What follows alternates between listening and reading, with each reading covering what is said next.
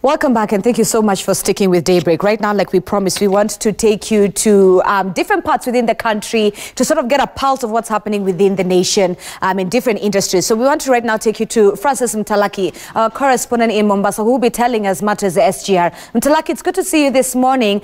You know, at first, our trucks weren't allowed to ferry goods anymore. It caused a bit of riffraff here and there. We saw the protests that were happening on the ground from the truck drivers in Mombasa.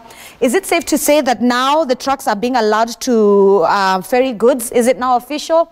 Are the truck drivers happy? Is it business as normal?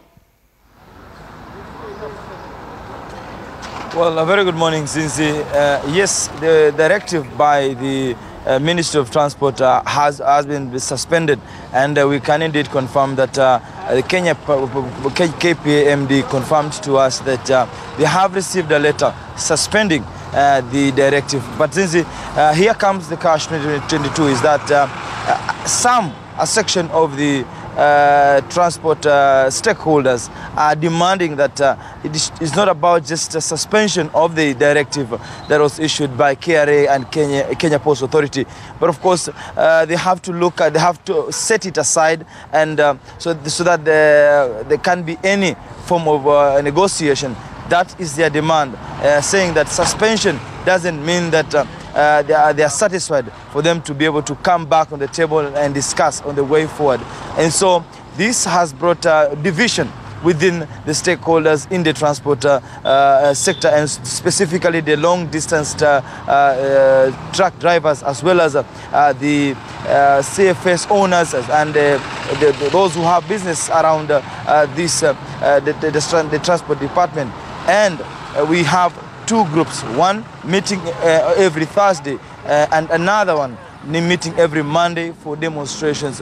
And the two groups come from one faction, but also there's another faction that is made of different businessmen who feel that after the directive was suspended, they now have a business to carry on, and they say that it is okay for them to, they are able to carry out business from Mombasa to a number of destinations within this country.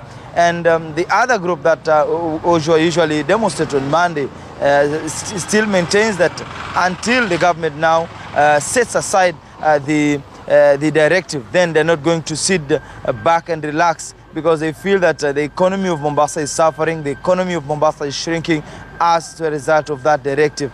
And to them, business is not back to usual, and they feel that when the government now heeds to their call, they can be able to sit down and discuss more with regard to this directive. But of course, on the ground, the situation seems to be a little bit different, because when you move to Mombasa and the streets of Mombasa, up to this moment, a number of businesses have not been opened until now. That tells you, and the number of people that maybe you could be able to see in a number of streets until this moment, we're now talking about some minutes to 8, then the situation is a bit different. So that is the situation here in Mombasa with regard to the directive by KPA and the economy of Mombasa. Back to you, Zinzi.